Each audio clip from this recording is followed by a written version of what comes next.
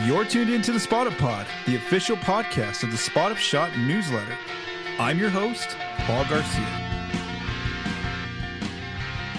In today's episode, the Spurs went 3-0 this past week, and it ended with Stephon Castle being named the Western Conference Player of the Week after a 40-point triple-double.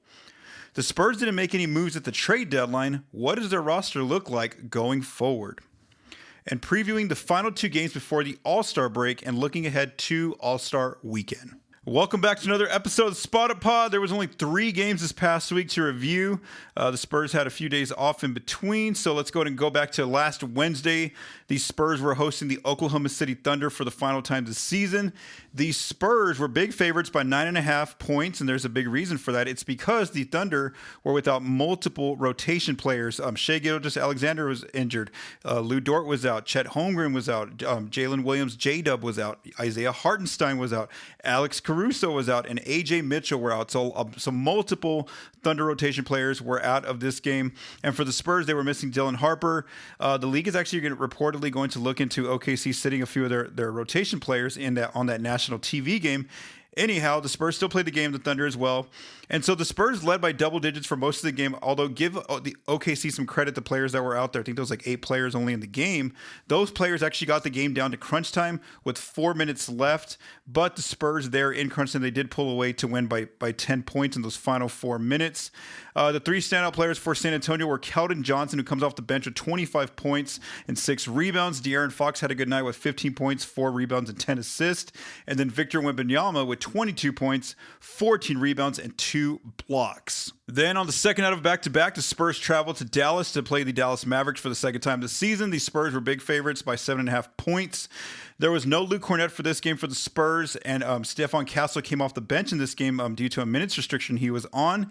The Mavs were also missing multiple players, both due to injury and also because a lot of their players were involved in pending trades from the Washington Wizards, so they didn't have their full squad either.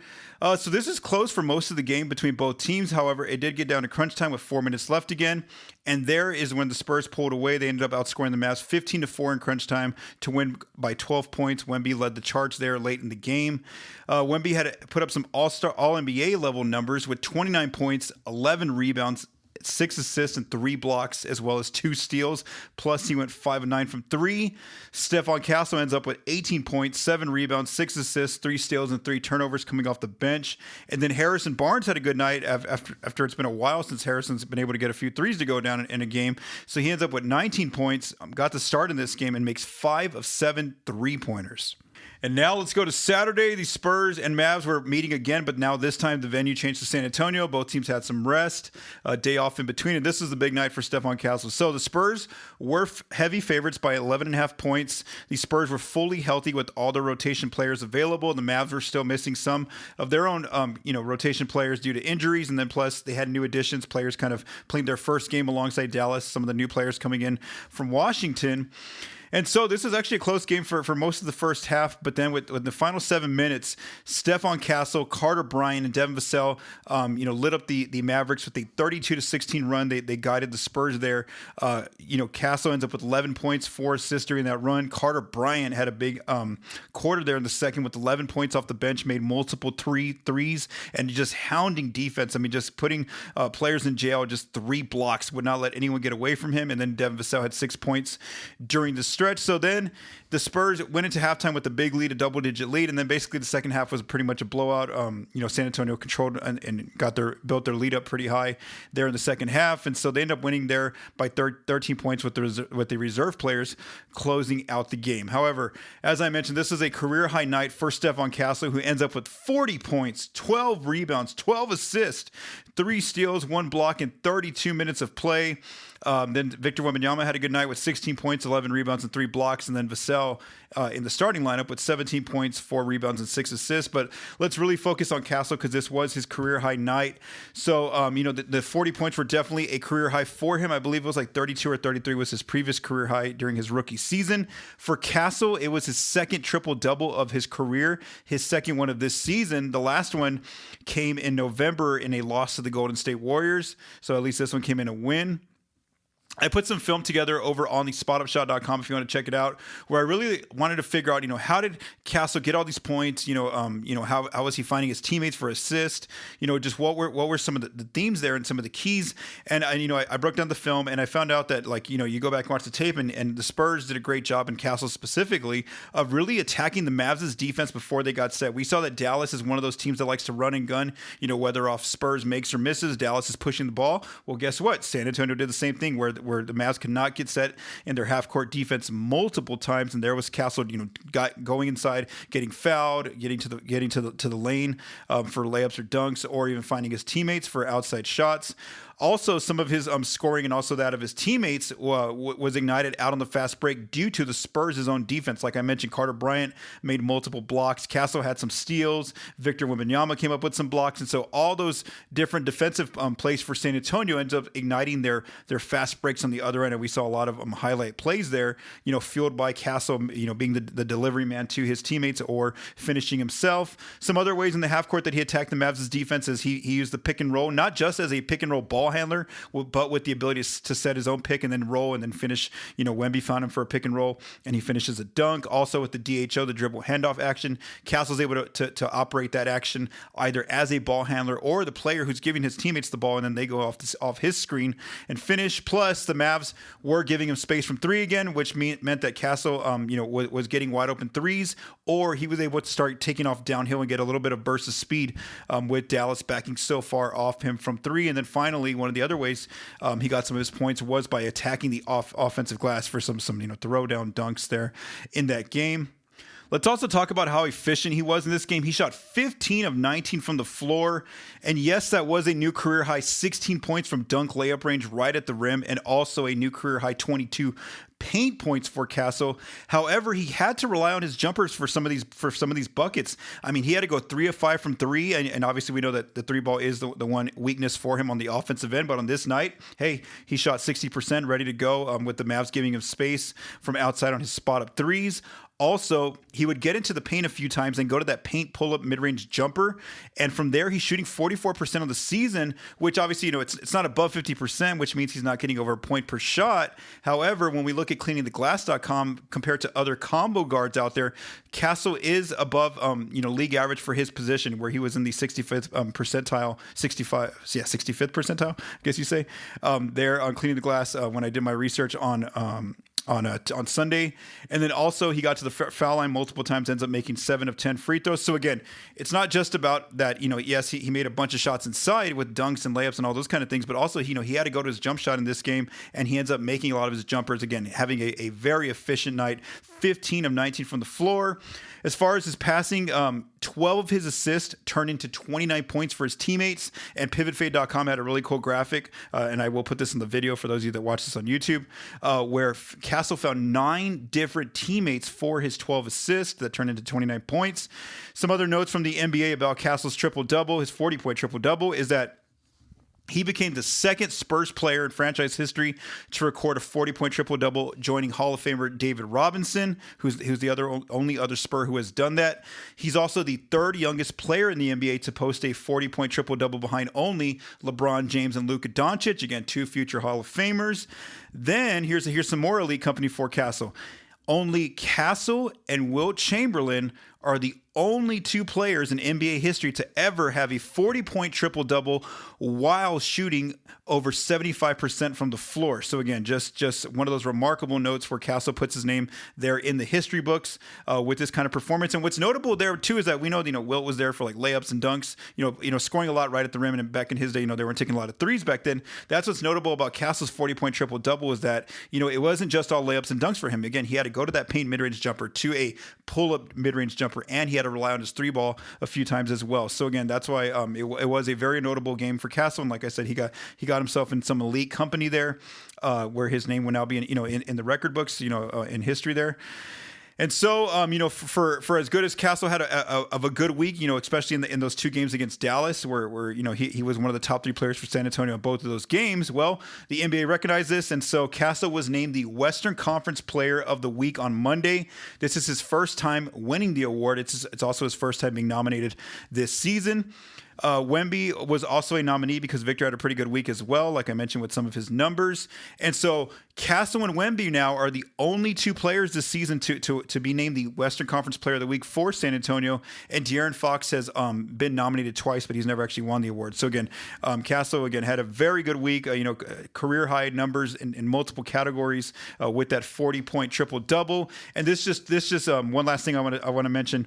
Per PivotFade.com, their game metric where it kind of jumbles up all the box score metrics into one number. Castle had a top 20 performance with his game score ranking 17th, amongst the top 20 games basically by that metric this season. So again, just a very notable game for San Antonio. For Castle there against Dallas. So looking back at the Spurs, we didn't know that the Oklahoma City Thunder game was going to turn into one of those where San Antonio became heavily favored, but it was a very favorable schedule for San Antonio, and they did a great job of taking care of business. They went 3-0 this past week. I had thought they might go 2-1 because I thought maybe they could have like a letdown game in that Thursday game against Dallas. But then I didn't think about all the trade implications about how much the Mavs were going to be missing so many players, due to pending trades. So, again, San Antonio had a very favorable schedule and they took care of business going 3-0. So the team is currently on a 4-game winning streak going into their final 2 games before the All-Star break that I'll discuss here a little bit later. And they are gaining ground on the Oklahoma City Thunder, who are currently, without SGA, at least until after the All-Star break. And the Thunder are currently playing on Monday evening when I'm recording this episode. All right, for our second topic, let's talk about the quiet trade deadline for the Spurs. So over on Thursday, the trade deadline came and ended at 2:00 Central Time for the Spurs and all the other NBA teams. And so for San Antonio, they were in company of the Houston Rockets and the Miami Heat as being the only 3 teams that did not make a trade during that trade deadline window. So what's interesting is, yes, I know the Spurs didn't make a trade. After all, there was not many reports that they were, aggressively pursuing somebody or anyone. But what's interesting to see is, who they were linked to, who they might have checked in on or had some interest in. And so just to show you kind of the positions of where they were kind of targeting on their roster, where maybe they think they could have made some improvements. Obviously they didn't because they didn't make a trade here. And so first there was the starting 4. They were looking for an upgrade there. There was Trey Murphy III and Michael Porter Jr. Jeff McDonald, the San Antonio Express News, had reported that they at least checked in on those 2 players. Obviously the Nets and the Pelicans' asking price was probably very high. They were also looking for some defensive spot-up guards, catch and shoot kind of 3 guards, and that's Jose Alvarado of the Pelicans, who ended up getting moved to the New York Knicks, and also Keon Ellis, who got traded to the Cavs. The Spurs were linked to have had interest in both of those players. So again, that's a position also they were looking for, a very defensive guards that can hit those spot-up threes. They were also looking for some front court depth. They were looking at Gershon Yabusele, Goga Bitadze of the Orlando Magic, and Robert Williams of the Portland Trailblazers. And so again, there too shows that maybe they wanted some extra front court depth behind both Victor Wembanyama and Luke Kornet. Maybe in the event one of those players gets into some foul trouble in a game or something like that, they have an extra big man there besides Bismack Biyombo as the currently the 3rd backup center on the roster. So again, that's what's interesting is, yes, I know the Spurs didn't make a move, but that's kind of where, if they were going to make a move, that's kind of what they were looking at, those kind of areas on their roster, those kind of positions that maybe they need a little bit more depth in those different spots.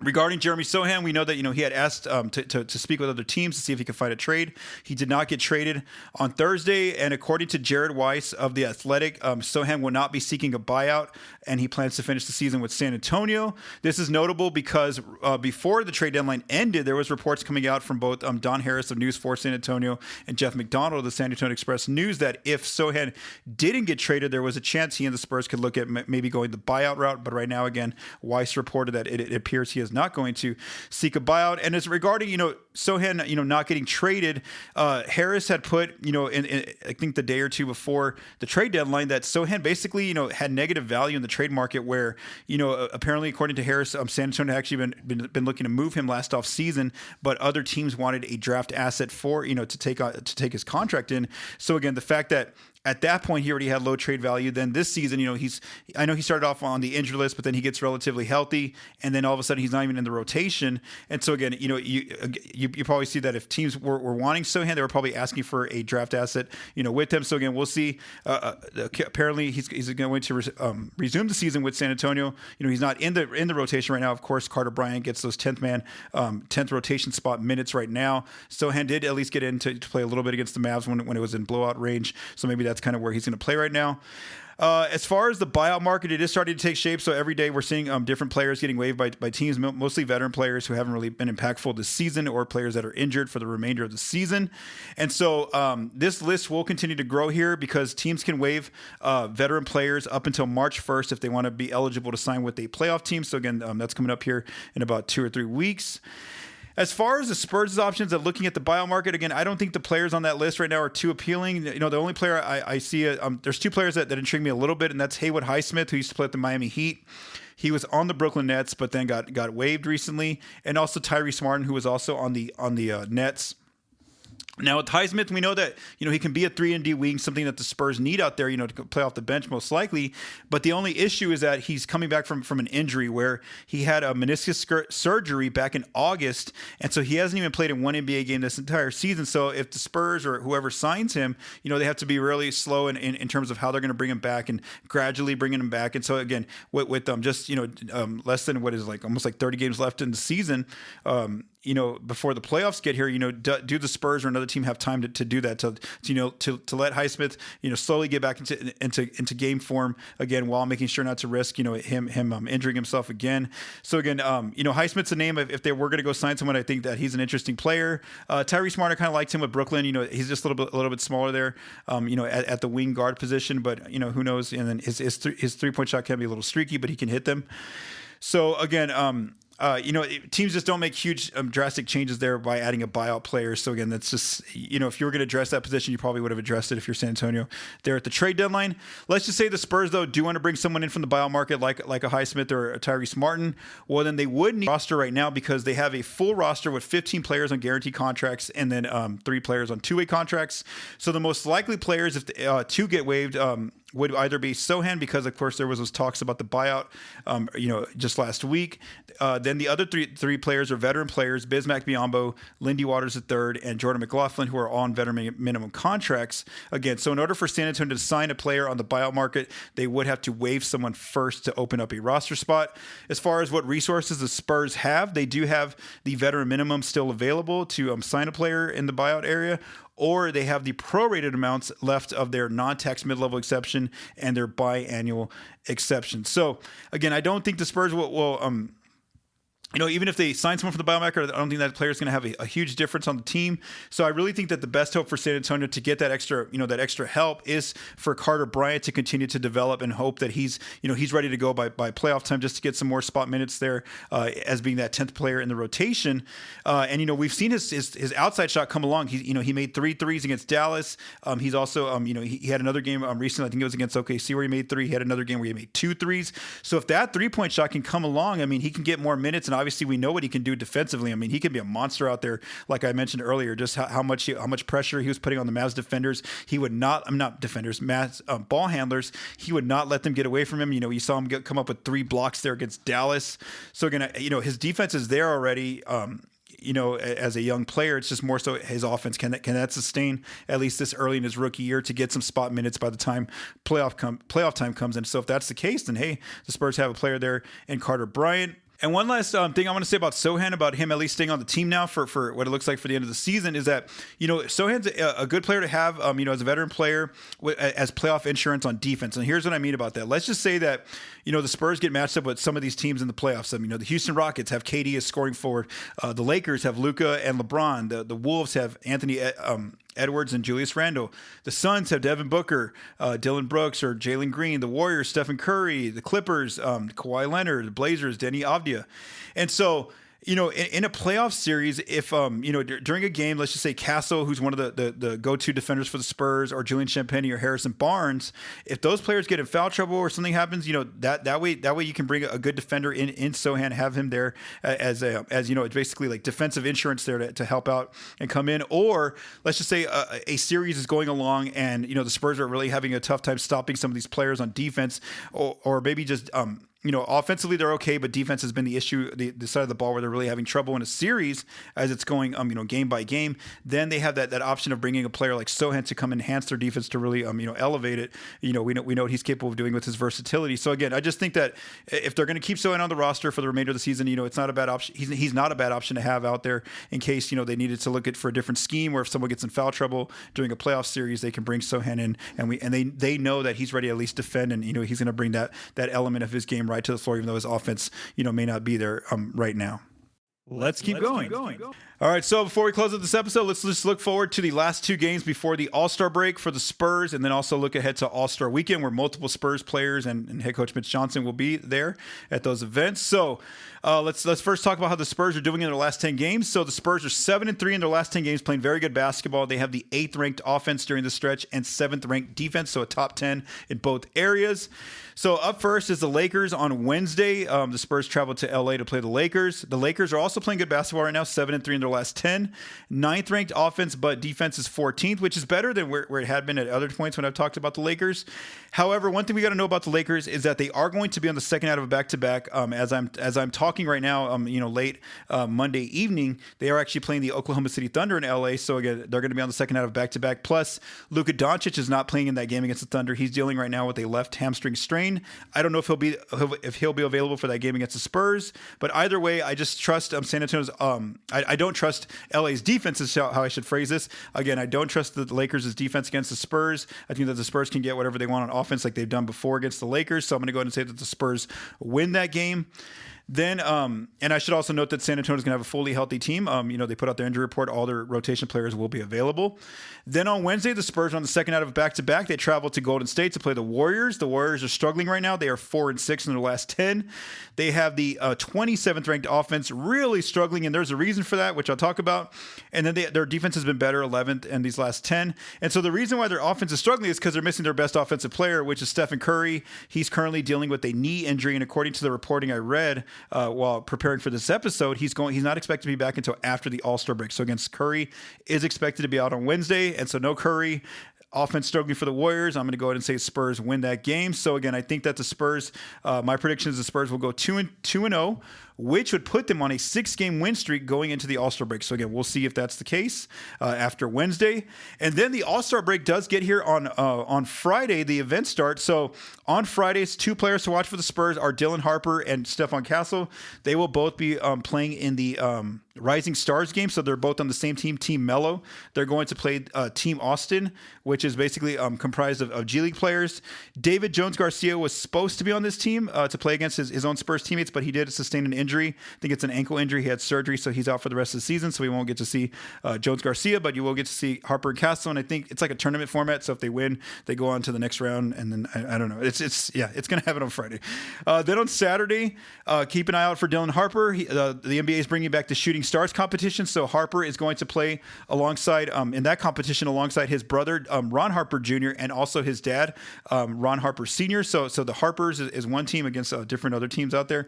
So that'll just be a fun event to watch. The Shooting Stars competition there on Saturday. Then also to close Saturday evening, it's going to be Carter Bryant in his first dunk contest. So the slam dunk contest will take place, and there's going to be Carter Bryant. And we obviously saw Stephon Castle, put on a show last year in the dunk contest, and he really built a name for himself. And I think that's one of the benefits about the dunk contest. It really puts a shining on a player's name and really improves their spotlight if they do pretty well. So again, if Carter does pretty well here in this dunk contest, he has a chance to be one of those players who really elevates his name out there in the public sphere. On top of what he's already doing, with some of his alley-oop dunks and his defensive plays that he's performing currently with the Spurs. And then on Sunday, it's All-Star Sunday, and so Wemby will be playing on the World Team, also like in a tournament type of format, but he won't be coached by his current Spurs coach, Mitch Johnson. Mitch Johnson will be coaching the Team USA. Well, it's all American players. It's called the Stripes team. It's an All-Star team as well. And so, I haven't looked at the brackets how it's going to work, but anyway, Wemby and Coach Johnson will both be there at All-Star Sunday. So again, even though the All-Star events are all more for fun and stuff like that, there's going to be multiple Spurs players involved in each day of this coming All-Star break. And so my next episode should be out after All-Star break ends, and then before the next Spurs game resumes post All-Star break. Thank you for taking the time to listen to this episode of the Spot Up Pod. If you like what you heard, please subscribe and leave us a rating on your favorite podcast apps and our YouTube channel. The Spot Up Pod is recorded and produced by Paul Garcia. The music for this episode was written by Vincent Garcia and Paul Garcia. Thank you for listening and have a great day.